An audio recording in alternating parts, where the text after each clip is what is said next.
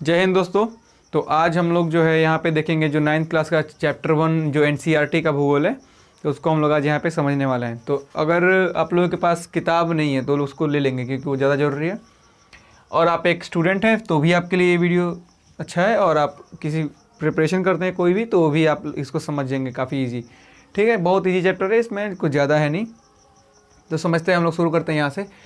तो देखिए, भारत का चैप्टर का नाम क्या है? स्थिति और विस्तार। तो स्थिति और विस्तार का अर्थ क्या होगा कि इसकी स्थिति क्या है और ये विस्तार कितने में, यानी फैला कितने में। तो ये यहाँ पे कुछ नंबर देखेंगे आप लोग, जैसे कि दिख रहा है 68.7, 8.4, 37.6 और यहाँ पे 97.25, 97.25। अब यहाँ पे देखिए, ये जो नंबर है, ये जो ऐसी रेखा खींची गई है, दो रेखाएं ऐसी खींची गई है और दो रेखाएं ऐसी, ये बीच के तो ये लंबाई और चौड़ाई है। तो ये जो रेखा ऐसी खींची गई है इसको कहते हैं हम लोग अक्षांश, लैटिट्यूड, और जो ऐसे खींचा गया है उसको कहते हैं देशांतर, लॉन्गिट्यूड। यहाँ से देखेंगे तो 68.7 क्यों? क्योंकि 68 के थोड़ा सा ज़्यादा है तो इसलिए ये हो गया 68.7। यहाँ से 97.25, तो 97 होता यहाँ से, मान लीजिए होता, इसलिए 25 को बढ़ा के यहाँ से किया गया 97.25। ठीक है, ऐसे ही उत्तर, ऐसे ही दक्षिण। ये वाला कौन सा जो डायरेक्शन है, तो ये हो जाएगा आपका नॉर्थ और ये हो जाएगा साउथ। ये क्या हो गया? ईस्ट और ये वेस्ट। ओह सॉरी, ये हो गया वेस्ट और ये हो गया ईस्ट। समझ में आ रहा है आपको? कुछ ज़्यादा टफ नहीं है, बहुत ईजी है। यहाँ देखिए, ये समझ में आ गया। अभी इसको देखिए, यहाँ से देखेंगे अगर आप 68.7 और ये 97 के बीच में कितने लॉन्गिट्यूड्स आएंगे, तो उसका आंसर होगा 30 लॉन्गिट्यूड लगभग आ जाएंगे। अब आप मुझे ये बताएंगे कि एक लॉन्गिट्यूड को सूर्य को पार करने में लगता है 4 मिनट, तो 30 को पार करने में कितना मिनट लगेगा? 120 मिनट, यानी कि 2 घंटा। 2 घंटा क्यों? जब अरुणाचल प्रदेश में सुबह का 10 बज रहा होगा, तब गुजरात में सुबह का 8 बज रहा होगा कि नहीं? देखिए कैसे, यहाँ से सूर्य निकलता है तो यहाँ पहले निकलेगा, यहाँ से उसको यहाँ पहुँचने में लगेगा, उसका प्रकाश पहुँचने में लगेगा लगभग डिले होगा 2 घंटे का, क्योंकि 120 मिनट उसको लगेंगे उसके जो अक्षांश को पार करने में। 2 घंटे का देरी होगा, इसीलिए यहाँ पे देखिए 10 और यहाँ पे 8, क्योंकि अगर मान लीजिए यहाँ पे 6 बज रहा है सुबह का, तो यहाँ पे बजेगा 4। यहाँ पे अभी सुबह अच्छे से हुआ नहीं होगा, क्योंकि यहाँ पे पहले सूर्य उग रहा है और यहाँ पे बाद में। अरे वही बात है, यहाँ पे पहले आ रहा है और ये थोड़ा फैलाव ज़्यादा है इसका, तो यहाँ पे समय थोड़ा ज़्यादा लगेगा। समझ में आ रहा है कि नहीं? अगर आप देखेंगे शाम, तो यहाँ पे शाम जल्दी हो जाएगा और यहाँ पे शाम देर से होगा। क्यों? क्योंकि जैसे सूर्य यहाँ पे जा रहा है तो यहाँ देखेंगे ये वाला इलाका, तो इस वाले इलाके में वो सूर्य यहाँ पे रात हो चुका होगा और यहाँ पे अभी शाम का माहौल रहेगा। रात का मतलब कि ज़्यादा डार्क हो चुका रहेगा और यहाँ पे थोड़ा थोड़ा लाइट अभी रहेगा। समझ में आ गया आपको?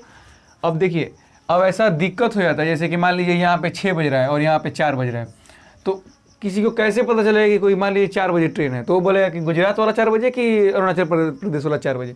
तो इसी कन्फ्यूजन को दूर करने के लिए किसी भी देश में मानक समय को रखा जाता है, एक मानक समय। ठीक है, और वो मानक समय होना चाहिए एकदम बीचों बीच, भारत के एकदम बीचों बीच होना चाहिए, वो किसी भी देश के एकदम बीचों बीच होना चाहिए। ठीक है, तो यहाँ से हम लोग एक ले लेते हैं लॉन्गिट्यूड, जो कि भारत के एकदम बीचों बीच है।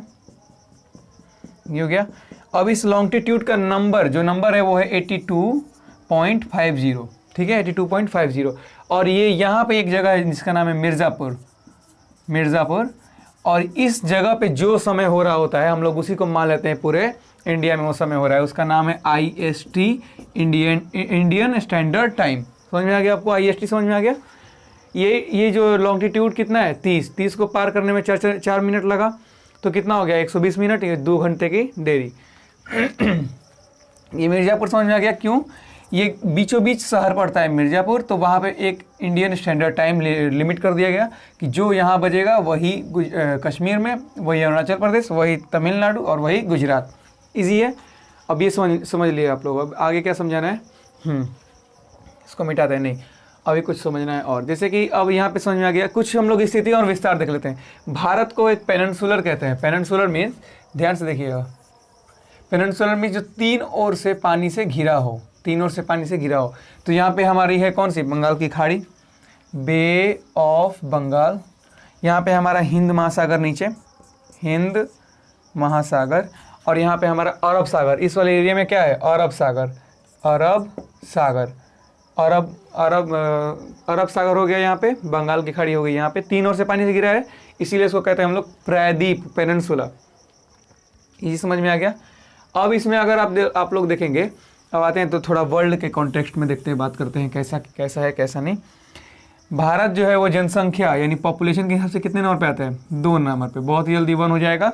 और जो है क्षेत्रफल के हिसाब से कितने नंबर पे आता है? 7 नंबर पे, ये याद रखेंगे आप लोग। भारत जो है क्षेत्रफल के हिसाब से कितने नंबर पे? 7 नंबर पे, 7। और जनसंख्या के हिसाब से 1, 2, 1 पे कौन है? चाइना। और क्षेत्रफल में 1 पे कौन है? रशिया। इजी, इतना क्लियर हो गया। इसको मिटाते हैं इसको मिटाते हैं अब यहाँ से।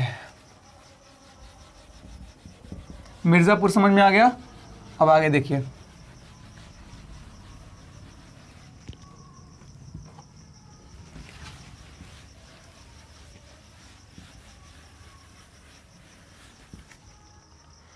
अब हम लोग समझते हैं जो हमारा भारत का जो सीमा है वो कितना है। सीमा, स्थलीय सीमा और जलीय सीमा।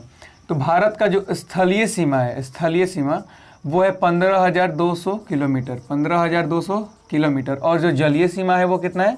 आधा, 75,16.6 किलोमीटर, 75,16.6 किलोमीटर। ये हो गया स्थल का सीमा, ये हो गया जल का सीमा। जल सीमा मतलब ये वाला इलाका पूरा, जो ये वाला इलाका है वो हो गया जल का सीमा। और स्थल का सीमा मतलब ये वाला इलाका जो इधर बांग्लादेश से लगता है वो सब, ये वाला इलाका। समझ में आ गया आपको? तो ये जो है स्थल और ये जो है जल हो गया। बाकी इधर से लेके इधर तक की लंबाई कितनी है? 32-23। और इधर 32-23 किलोमीटर। और इधर से लेके इधर तक की लंबाई कितनी है? 29-23 किलोमीटर। मैंने मिटा दिया, बताया नहीं, उसके लिए मतलब आप लोग लिख लेंगे उसको। अब समझते हैं थोड़ा भारत और थोड़ा पड़ोसी, भारत और उसके पड़ोसियों के बारे में। देखिए, भारत और पाकिस्तान के बीच जो सीमा लगती है, भारत और पाकिस्तान के बीच, उसे कहते हैं रेड क्लिफ। क्या कहते हैं? Red Cliff line. कौन बांट दिया था इसको? सीरियल रेड क्लिफ ने। कौन बांट दिया था? सीरियल रेड क्लिफ ने। तो इसको हम लोग रेड क्लिफ लाइन के नाम से जानते हैं। और भारत और चाइना के बीच में, भारत चाइना, कौन सा? मैकमोहन। कौन सा line? McMahon. Bharat Pakistan red Cliff, Bharat China McMahon.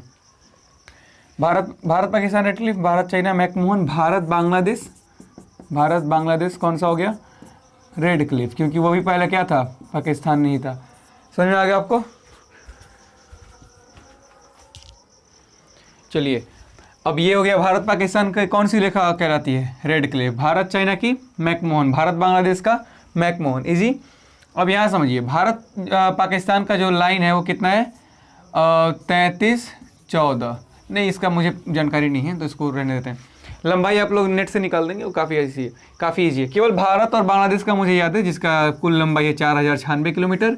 और ये ही भारत की सबसे बड़ा भारत जो किसी देश से अगर सबसे बड़ा सीमा करता है शेयर, तो वो किससे करता है? भारत बांग्लादेश के बीच। कितना लंबा?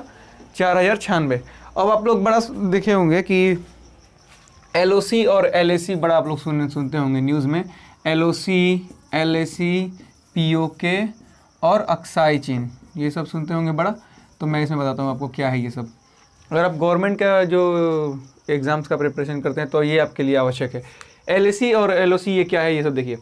LOC का अर्थ होता है line of control, line of control, line of control.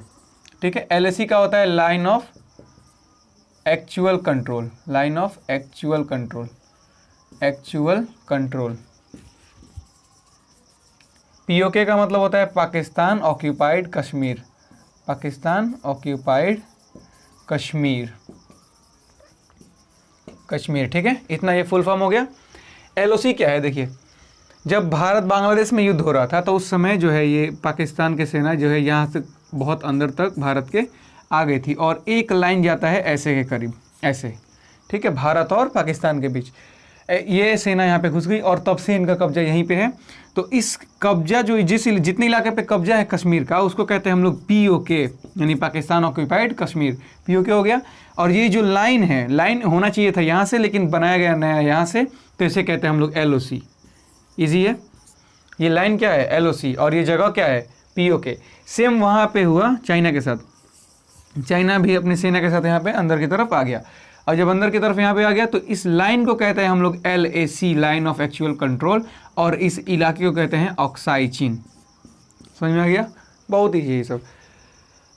POK, LAC, ऑक्साई चीन, और ये है हमारा LAC। ये ईजी है काफ़ी, आप लोग इसको समझ गए होंगे, ठीक है। LOC, POK। अब हम आगे देखते हैं क्या जरूरी है क्या नहीं हमारे लिए। अब हम लोग देखते हैं सार्क के बारे में। सार्क में कितने देश हैं? आप लोगों को पता होगा। सार्क में कितने देश हैं? 8। सार्क, यहाँ से हम लोग कर लेते हैं, एक भारत का मैप बनाते हैं पहले। यहाँ पे कौन सा देश है? पाकिस्तान। यहाँ पे कौन सा देश है? श्रीलंका। यहाँ पे कौन सा देश है? बांग्लादेश। यहाँ पे म्यांमार। ये हो गया नेपाल, और ये हो गया चाइना, ठीक है। ये इतने देश हो गए, और कोई छूट रहा है क्या? यहाँ पे हो गया अफगानिस्तान, छोटा सा हिस्सा अफगानिस्तान का सीमा जो है वो भारत से लगता है। अब हम लोग देखेंगे, यहाँ पे देखेंगे आप लोग, तो 1989 में सार्क का गठन हुआ था, SAARC। इसका पूरा नाम है south Asian association for regional cooperation. South Asian association for regional cooperation, आपसी कोऑपरेशन, आपसी कोऑपरेशन के लिए इसको बनाया गया था। और इसमें कितने देश हैं? इसमें है भारत के सब पड़ोसी, और यहाँ से मालदीव। भारत के सब पड़ोसी इसमें आ गए, चाइना को छोड़ के। चाइना इसमें नहीं है, भारत के सारे पड़ोसी आ गए, यहाँ से मालदीव। और अब देखते हैं, देखिए, भारत, पाकिस्तान, अफगानिस्तान, भूटान, यहाँ पे भूटान है, भूटान, और ये रहा आपका, खैर, भारत, पाकिस्तान, अफगानिस्तान, भूटान, नेपाल, बांग्लादेश, मालदीव।